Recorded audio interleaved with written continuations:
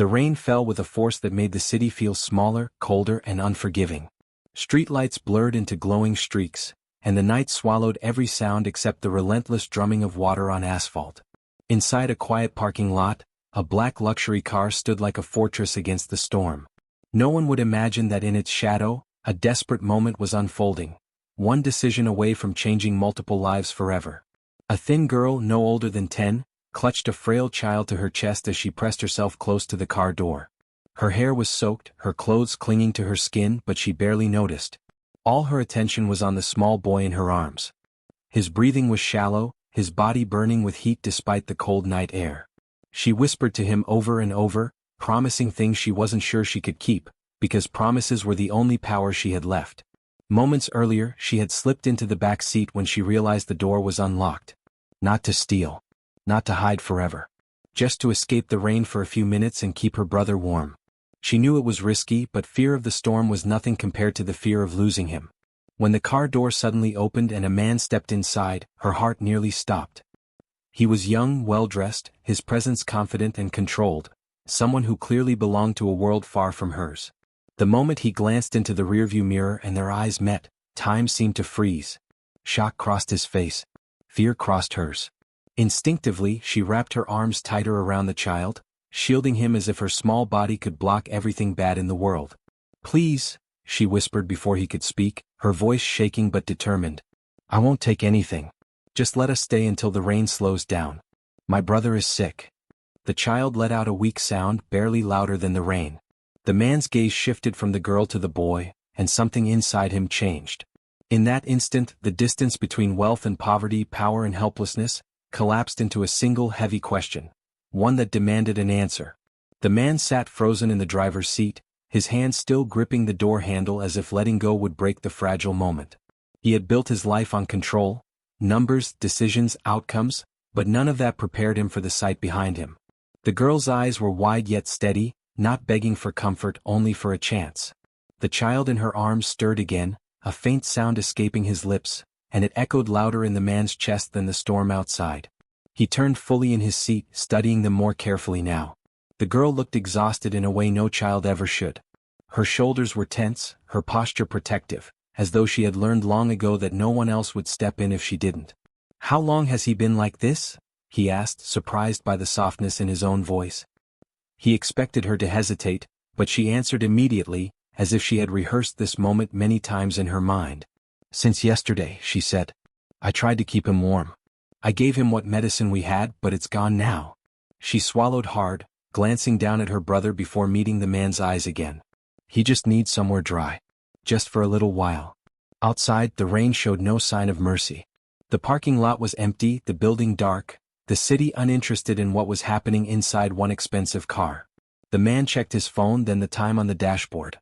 Everything about his routine told him to step away, to make a call, to let the system handle it. That was the safe choice. The correct choice. Yet the girl's calm courage unsettled him more than panic ever could. "Where is your family?" he asked carefully. The girl's lips pressed together. She shook her head once, slowly. That single motion carried more weight than any explanation. He felt something tighten in his chest, a memory he rarely allowed himself to touch. Nights when silence felt louder than words, when promises were made but never kept. The child shifted again, his forehead damp against the girl's arm. The man reached out instinctively, then stopped himself, unsure of his place. In that pause, he realized this was no ordinary encounter. Whatever he chose next would not simply end the night, it would follow him long after the rain was gone. The man leaned back against the seat, exhaling slowly as if trying to calm a storm that had started inside him. The girl watched every movement, reading his silence the way some children read storybooks. She didn't cry. She didn't raise her voice. That frightened him more than tears would have. It meant she had learned that panic rarely saves anyone.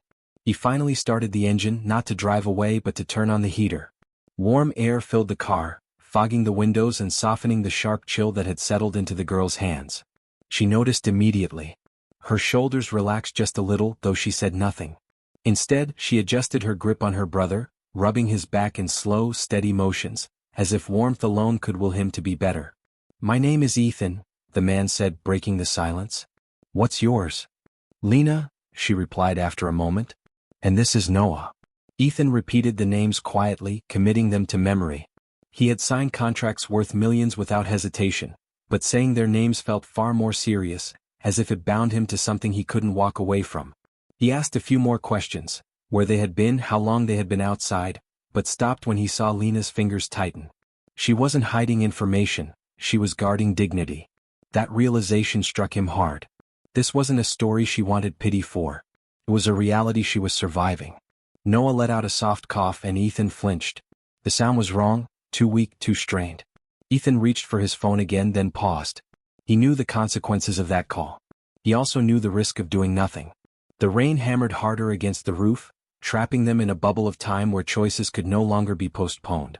"I can't leave you here," Ethan said quietly. "But I can't pretend this is simple either." Lena looked at him, her expression steady but her eyes shining. "I don't need simple," she said. "I just need tonight." That single sentence cracked something open in him. For the first time in years, he wasn't thinking like a wealthy executive or a man protected by privilege. He was thinking like someone who had been given a chance to matter, and understood that refusing it would be far more dangerous than accepting it. Ethan drove more slowly than he ever had, as if the city itself had become fragile.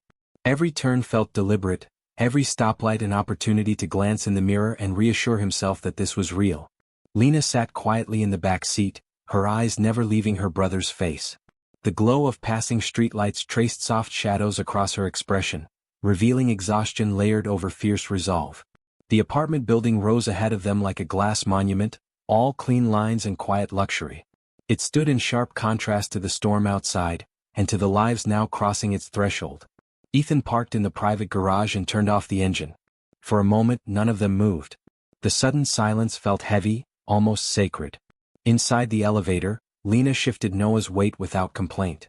Ethan noticed the way she stood between the child and the doors, as if the world might rush in the second they opened. When they reached his floor, the doors slid apart to reveal a space that was immaculate and empty.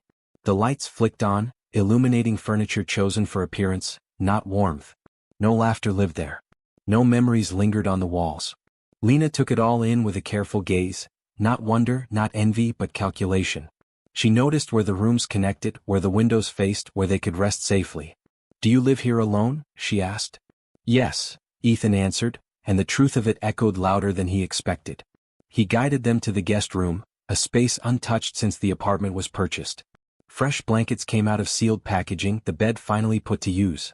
Lena laid Noah down gently, pressing her hand to his forehead. Her brow furrowed. "He's still too warm," she whispered. Ethan felt helpless standing there. He was used to solving problems with money and speed, but this required patience and care, things he had long neglected.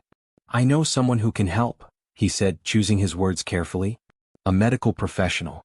Someone who won't ask questions tonight." Lena studied his face, searching for signs of false promises. After a long moment, she nodded once. Trust, he realized, was not freely given.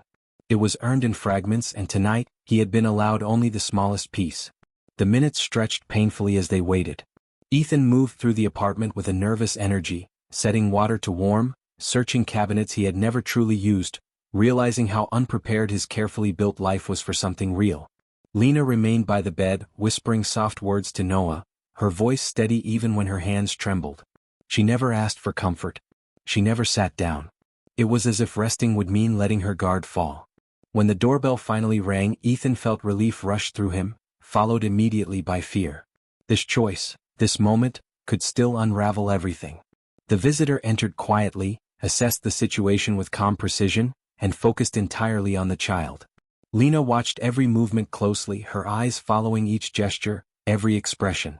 Ethan noticed how she positioned herself between Noah and the stranger, ready to step in at the slightest sign of danger. The assessment took only a few minutes, but it felt like hours. The verdict was gentle but serious. Noah needed warmth, fluids, and close attention through the night. Nothing dramatic, just care given at the right time. Relief washed over Lena so suddenly that she had to steady herself against the bed.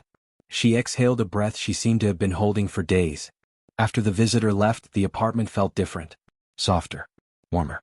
Ethan prepared simple food, placing it quietly beside Lena. She hesitated before eating, glancing at her brother again and again, as if nourishment were a luxury she couldn't afford until she was certain he was safe. When she finally took a bite, her eyes filled, not from sadness, but from the unfamiliar feeling of being allowed to pause. Ethan sat across from her, realizing that this night had already changed him. He had built walls so high that even he couldn't see over them anymore. Yet a child's courage had stepped right through. He understood now that success meant little if it couldn't shelter someone else. And as the rain finally softened outside, he made a quiet promise, to do more than help for one night, and to let this unexpected bond guide what came next. Morning light crept gently through the tall windows, touching the walls with a warmth the apartment had never known. Ethan woke before the alarm, his first thought not of meetings or markets, but of the quiet room down the hall. He walked there slowly, unsure of what he would find, and paused at the doorway. Lena was asleep in a chair beside the bed, her head resting on her folded arms. Noah lay peacefully, his breathing steady, his color stronger than the night before. Something tightened in Ethan's chest. He had seen prophets rise and fall without emotion, but this felt like witnessing a small miracle. He stepped back quietly and returned with a blanket, draping it over Lena's shoulders. She stirred slightly, her eyes opening in alarm before softening when she saw him. For the first time since they met, she allowed herself a small smile. "He's better," she whispered, as if afraid the words might break the moment. "Yes," Ethan replied. "He is." They sat together in the kitchen as the city woke outside. Ethan offered breakfast, and this time Lena didn't hesitate. She ate slowly, savoring each bite, while Ethan listened as she spoke, about nights spent moving from place to place, about promises she made to protect her brother, about learning to be strong because there was no other choice. She didn't speak with bitterness, only honesty. Ethan realized then that help was not just about rescue. It was about respect. He told her about options, safe housing, education, support, but made it clear the choices would always be hers. Lena listened carefully, nodding, weighing each word the way she weighed every risk in her life. When the rain clouds finally broke and sunlight filled the room, Ethan understood that this was not the end of a story, but the beginning of many. One act of kindness had rewritten his definition of success. And for Lena and Noah, it marked the first step toward a future no longer shaped by fear, but by possibility.